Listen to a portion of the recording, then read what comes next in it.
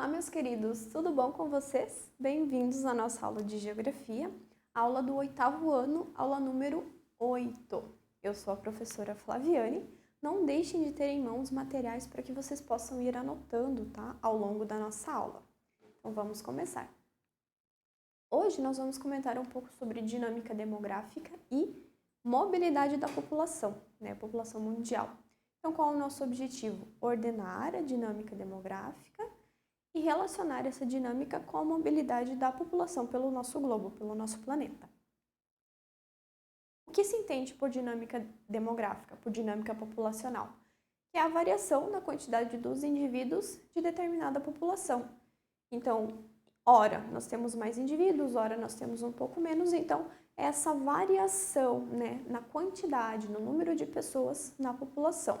Já o conceito da população, ele é definido como um conjunto de pessoas que residem num determinado território, que podem constituir uma cidade, um estado, né, um país ou um planeta como um todo. Então, é um conjunto de pessoas, né, residindo no mesmo território.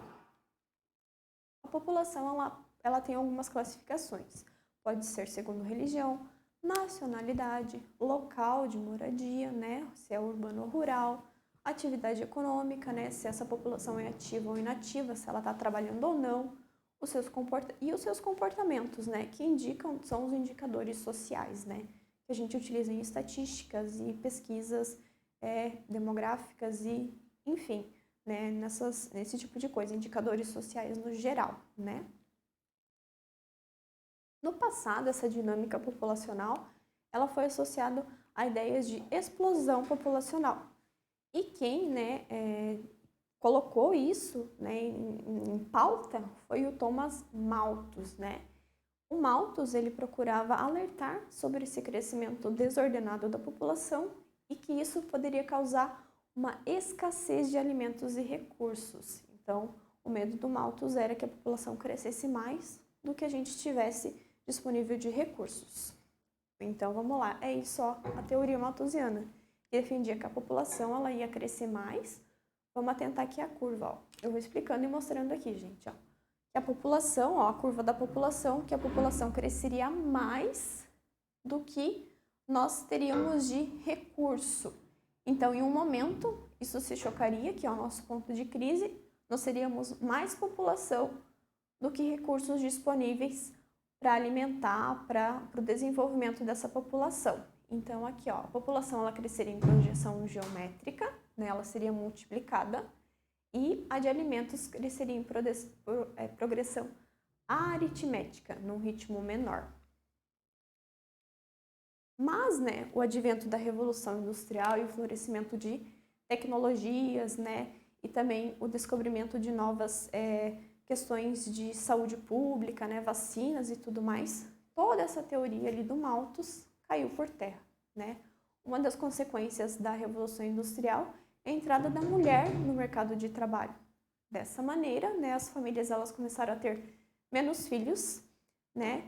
Igualmente, o uso de contraceptivos, né, provocou um declínio da taxa de fertilidade. Então, uma das consequências ali da Revolução Industrial foi a mulher trabalhar e, com isso, ela, né, a quantidade de filhos por família acabou diminuindo. Então, a população ela não cresceu como aquela curva do Thomas Malthus predizia. Né, e para conseguir responder essas dúvidas sobre o futuro das sociedades, né, esse estudo da dinâmica populacional elencou 3 tipos de indicadores que funcionam como padrões, que é a mortalidade, a natalidade e a fecundidade. A gente vai só relembrar aqui rapidamente, tá? Porque nós já vimos isso na nossa aula de número 4. Então, mortalidade é calculada a partir da relação entre o número de óbitos, né, em um determinado ano e a população desse mesmo local. Então, quantas pessoas morreram naquele ano, né, pelo número de pessoas naquele local. A natalidade é a multiplicação por 1000 do número de nascimentos em um dado ano e se divide de ser resultado pela população total, né, no ano e no local considerados. Então, a mortalidade é quantas pessoas morreram, a natalidade é quantos bebês, né, quantas pessoas nasceram. E a fecundidade, ela está relacionada com o número de crianças com menos de 5 anos ao número de mulheres em idade reprodutiva.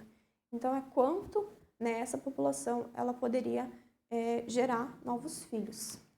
Ainda nessa aula 4, a gente viu algumas outras coisas ali, né? Estrutura etária, as pirâmides etárias. Então, lembrem, né, dessa aula, relembrem ali, se vocês quiserem até revisar, né, dar um pause e revisar, façam isso para que a gente possa continuar aqui, ó, as fases do crescimento. Numa primeira fase, né, que é uma característica de países subdesenvolvidos, né, países que ainda não têm uma economia forte, ainda não têm um desenvolvimento melhor. As taxas de natalidade e mortalidade, elas são elevadas. Então, nascem muitas crianças, mas ao mesmo tempo também morrem muitas crianças e pessoas, né? Então, essas duas taxas, elas são elevadas. E demonstra, o que demonstra isso? Que o país ele não dispõe de políticas, né, ligadas à saúde, né, uma vez que a população morre com pouca idade, e eles também não têm métodos contraceptivos, né, para que se freie um pouco né, o crescimento desordenado dessa população. Nessa fase, né, a pirâmide, lembram das pirâmides etárias, né, apresenta uma base larga e topo fino. Por quê? Porque nascem muitas crianças, né, tem muita população nascendo e a gente tem poucos idosos. Elas não chegam aqui até uma certa idade porque elas morrem antes, né. Na segunda fase desse crescimento populacional, são características dos países que estão em desenvolvimento, como é o caso aqui do Brasil. As taxas de natalidade elas já diminuem um pouco, então as famílias elas já têm mais acesso a questões de contraceptivos, né, a questões de saúde, mas as taxas de mortalidade elas ainda permanecem um pouco altas. Essas mudanças são reflexos de situações. A entrada da mulher no mercado de trabalho, né, então com isso, né, as famílias elas acabam diminuindo o número dos filhos. Uma urbanização, né, as pessoas elas migram do campo para a cidade. Alto custo de vida nas cidades, as famílias elas começam a repensar, né, a questão do número de filhos, né, devido ao custo de vida. Acesso a contraceptivos, como a gente já comentou. E nessa fase a pirâmide ela apresenta uma base menor, um topo pequeno e se assemelha a uma coluna. Olha só. Então, aqui, ó, o número de adultos, ele acaba sendo até um pouco maior do que o número do nascimento aqui, a taxa de natalidade aqui. E os idosos, eles ainda não são tantos também, porque existe uma taxa de mortalidade ainda um pouco alta. E a última fase do crescimento, né, caracterizada pelas baixas taxas tanto de natalidade quanto de mortalidade. E essa é uma característica de países mais desenvolvidos, né? Embora, né, possa parecer que essa é uma fase assim, nossa, é o ideal, é onde a gente quer chegar, também tem um problema, né? Porque ao mesmo tempo em que nós não temos o nascimento, a gente não tem uma renovação da população, essa população vai envelhecendo e ela sai de ser uma população economicamente ativa. Porque essa população envelhece e ela se aposenta. Então, a força de trabalho ela não está sendo renovada. Né? Então, ao mesmo tempo que essa taxa de natalidade aqui sendo baixa, ela pode representar, né, uma melhora no padrão de vida, ela também representa uma baixa na economia do país. Nessa fase, né, a pirâmide é invertida, como a gente viu aqui, em relação lá à primeira fase. Só relembrando aqui, ó, da nossa aula 5 e da nossa aula 6, que a gente viu essas questões aqui, ó, de pirâmides etárias aqui, a questão de migrações, tudo isso a gente viu nessas outras aulas. Então, deem uma olhada de novo, né, revisem essas aulas, pois elas complementam esse conteúdo de agora, tá? Elas vão servir de base para vocês, então não deixem de rever. Agora, sobre a mobilidade da população. A mobilidade, ela abrange desde grandes deslocamentos, né? Que é, por exemplo, uma população inteira, ela sair de onde ela está, como é o caso de uma diáspora, até os movimentos, né, dentro de um país ou um estado. A gente está se deslocando no espaço, tá? Esses movimentos, eles têm várias razões, principalmente questões econômicas, né? Em que as pessoas elas saem em busca de melhores condições, até aspectos políticos e sociais, as pessoas fugindo de uma questão política, uma ditadura, enfim, né? O que faz, são várias as questões que faz com que as pessoas se movimentem, com que elas saiam do seu local de origem.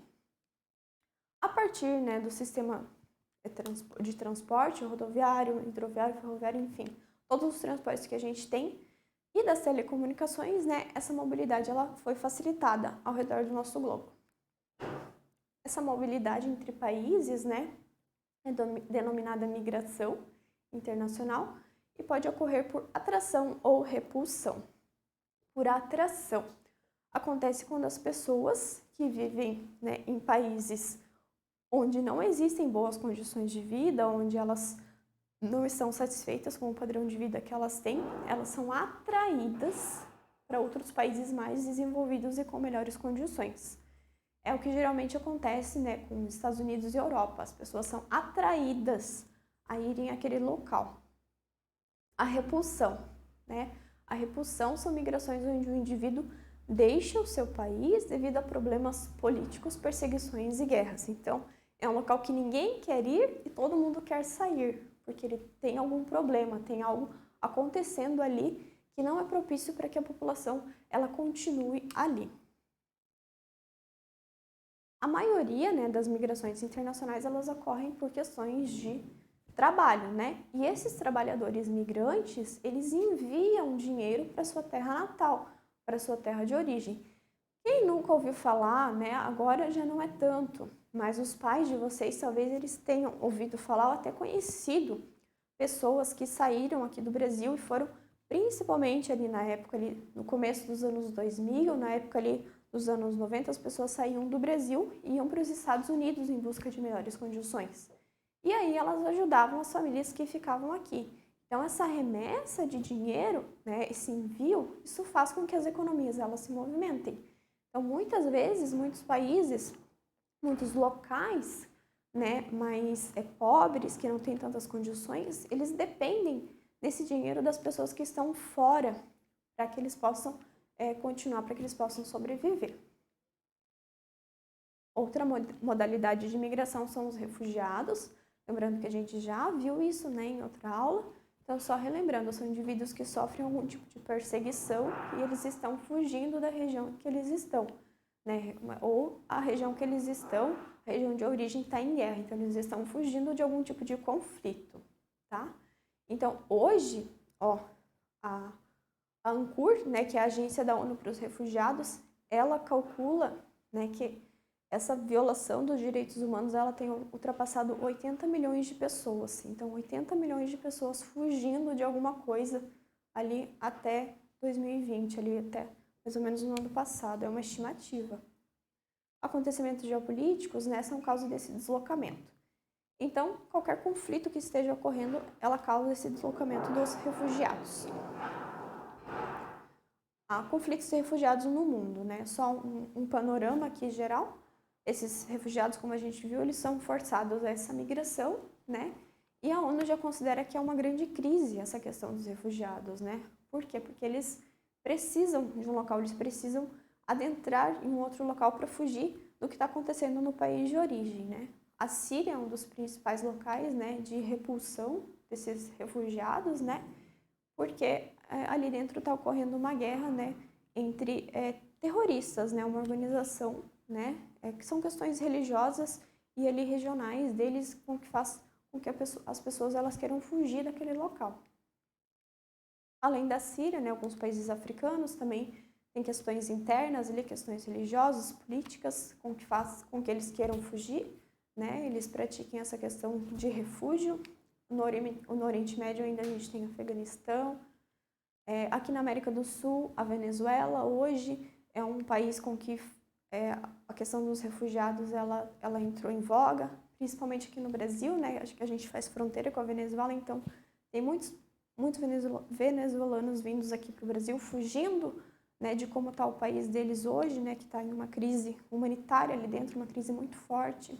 Então, esses são alguns dos locais aqui no mundo que tem essa questão dos refugiados. Então é isso, gente, para a aula de hoje.